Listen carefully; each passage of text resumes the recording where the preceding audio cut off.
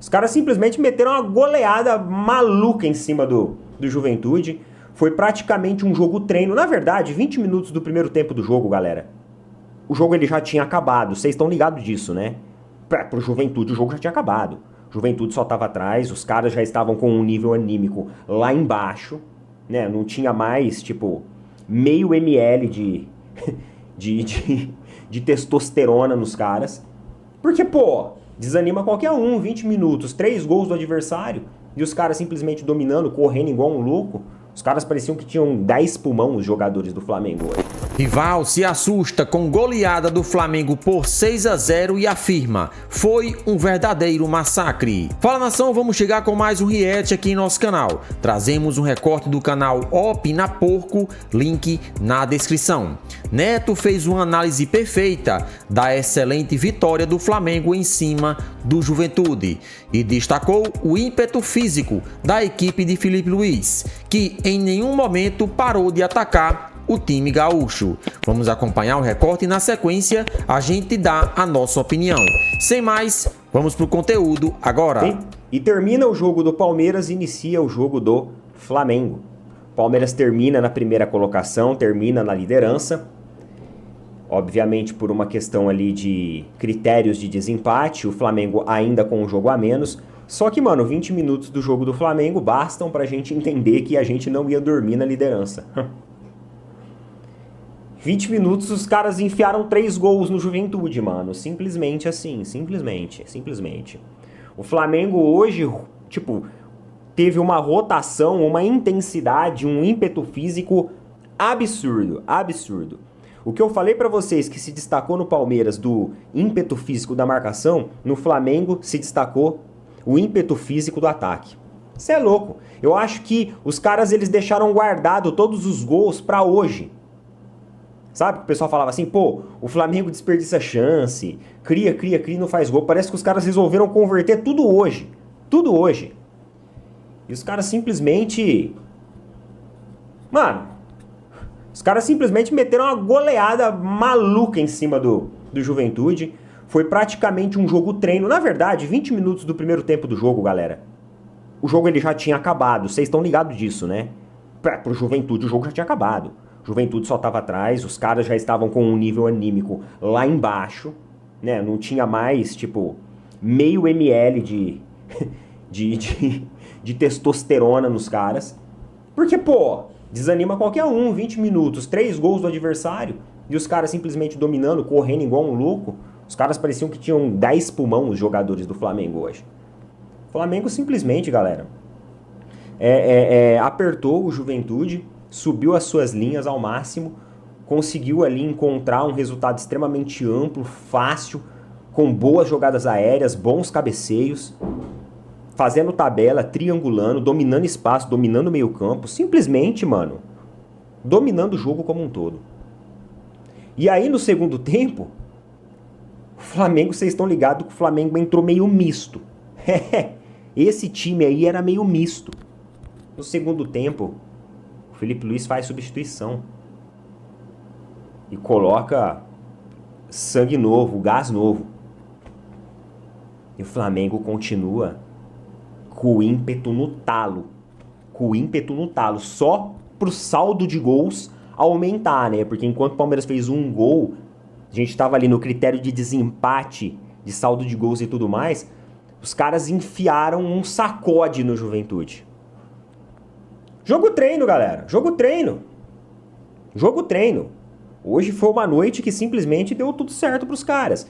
E o Juventude que chegou ali com a proposta de ser um time que ia aguerrido, que ia segurar o resultado, levou uma lavada. É aquele negócio, cara. Tem hora que... Teve um momento do jogo que os jogadores do Juventude estavam ali simplesmente para serem, sabe, figurantes da partida. Eram figurantes. Porque o Flamengo tocava a bola em todos os espaços, dominava tudo, não perdia domínio de bola. A torcida fazendo barulho pra cacete.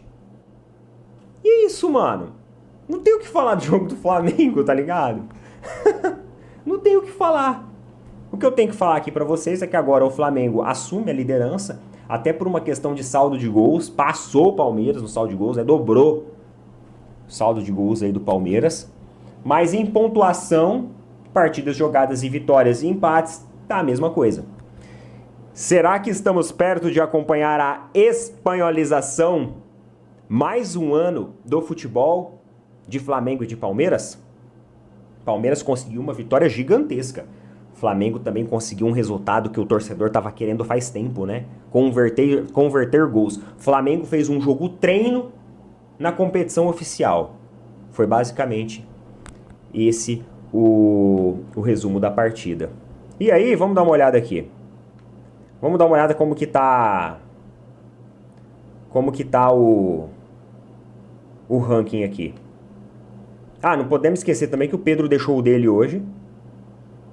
Eu sabia que ele ia deixar. Tava conversando com um amigo meu flamenguista.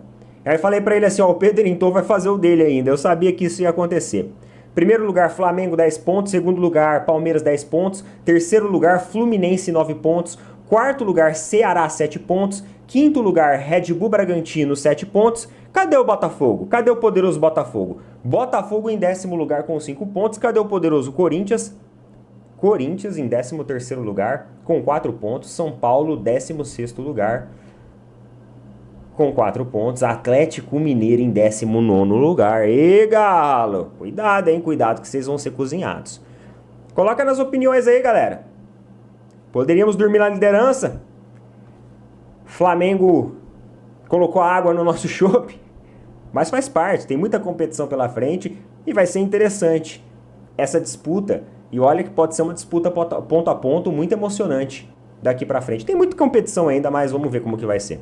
Tamo junto. Mais uma rodada que teve uma relevância muito grande para algumas equipes. A gente sabe que ainda é o início da competição, mas é importante, cara, nesse início se dedicar a conquistar pontos, não bobear, porque é aquele início onde tá todo mundo ainda tentando se conhecer. As equipes tentando buscar um entrosamento, as comissões técnicas tentando entender a melhor forma de dispor as equipes. O calendário paralelo na Copa do Brasil ainda está nas fases iniciais, na Libertadores ainda está na fase de grupos, então isso permite você às vezes rotacionar um elenco.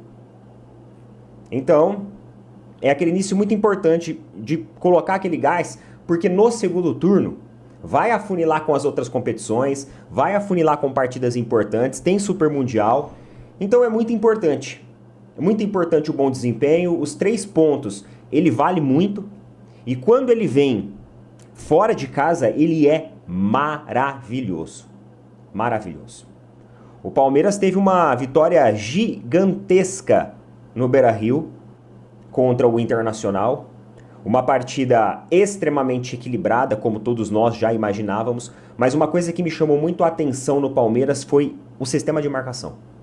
O Palmeiras voltou com aquela intensidade, com aquela marcação justa, toda hora ali, beliscando, mordendo, sabe? O espaço da equipe adversária. E o Internacional não teve como articular suas jogadas, seja pelo setor central, seja mantendo o domínio de bola no meio campo. Quando os caras passavam ali do campo deles, né, ia pro campo de defesa do Palmeiras, o Palmeiras já afunilava seus jogadores, já arrumava sua marcação, e dali o Inter não conseguia fazer muitas coisas não. Tanto que no primeiro tempo, acho que o Inter fez 0 finalizações ao gol. 0-1 finalização contra 8 do Palmeiras. Então o Palmeiras teve mais objetividade, o Palmeiras foi um time mais agudo, não criou super chances também não, tá? Sendo muito sincero, foi uma partida muito equilibrada, os chutes a gols do Palmeiras, as finalizações do Palmeiras não foram aquelas super finalizações, porque o time, querendo ou não, ainda estava um pouco lento, né? Quando conseguia ali uma interceptação, ia puxar um contra-ataque, o time ainda estava um pouco lento, um pouco desarrumado. Mas isso são coisas que naturalmente a gente vai organizando, vai evoluindo, vai progredindo. Hoje eu vi o Palmeiras com aquele ímpeto físico, com aquela vontade que nós víamos no Palmeiras de antigamente. Um Palmeiras extremamente ajustado na sua marcação, Mikael jogou muito bem, Giai jogou fino da bola, Richard Rios também muito bem. O cara andou o campo inteiro e parece que o Abel ele encontrou a formação para a equipe, né? Porque novamente ele entrou com aquela ideia do Felipe Anderson na direita, junto ali com o Estevão, né? O Felipe Anderson um pouquinho centralizado, invertendo. Salve, salve nação, sejam todos bem-vindos ao nosso canal. Se você é novo por aqui, chega, se inscreva, ative as notificações e curtam os vídeos para ajudar em nosso crescimento. O link do canal Opina Porco na descrição como forma de créditos. E o Flamengo aplica a maior goleada do Campeonato Brasileiro 2025 em cima do Juventude, com direito a 2 gols de Pedro, voltando aí a balançar as redes após a sua recuperação de uma lesão grave no joelho.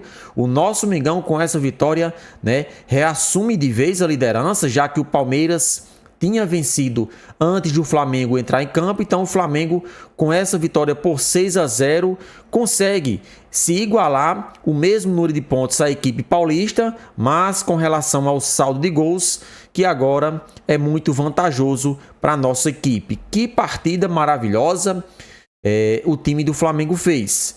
O meio-campo bastante consistente, criando muitas jogadas, e a zaga, né, pelo amor de Deus, jogou muita bola. Hoje Danilo jogou ao lado de Léo Pereira e Léo Ortiz foi poupado.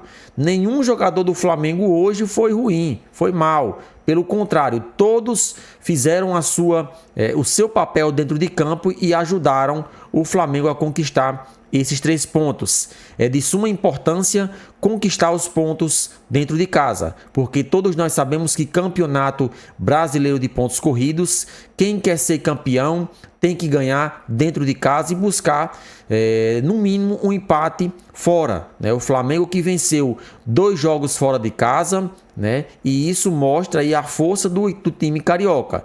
Com essas 2 vitórias fora de casa, o Flamengo agora, né, vai enfrentar o Vasco da Gama e também o Corinthians. São 3 jogos no Maracanã, que se o Flamengo fizer 9 pontos, com certeza tem uma vantagem incrível. Pode até não abrir muitos pontos aí com relação ao segundo colocado, que é o Palmeiras, que também vem bem. Mas vencer sempre é bom em um campeonato de pontos corridos, né? Pulgar também fez uma excelente partida. Destacamos aqui mais uma vez a Arrascaeta, que está aumentando a sua capacidade física. Ele hoje saiu, mas poderia ter ficado tranquilamente. Felipe Luiz, né, juntamente com a diretoria do Flamengo, com esse planejamento aí com relação ao controle de carga, decidiu poupar o jogador, já quando ele fez o seu gol, né?